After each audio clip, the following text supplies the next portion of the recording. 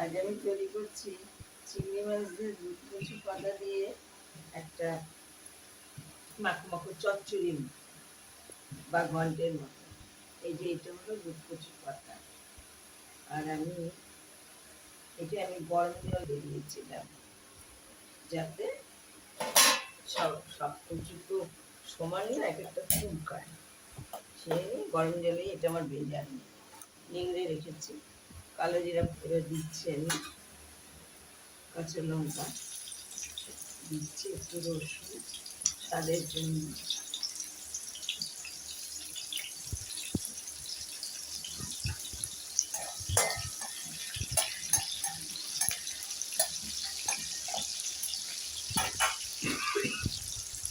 স্বাদটা দিই।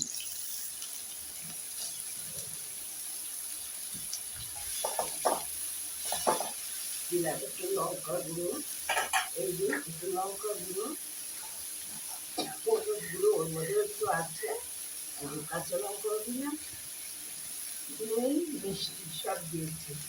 এটা না দিলে ভালো লাগবে না।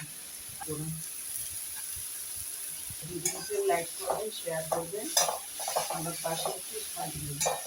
এবার আমি একটু ঢেকে দিচ্ছি পাতাটা একটু। এটা আবার একটু মজে গেছে, এবার আমি নারকেলটা দিয়ে দিচ্ছি।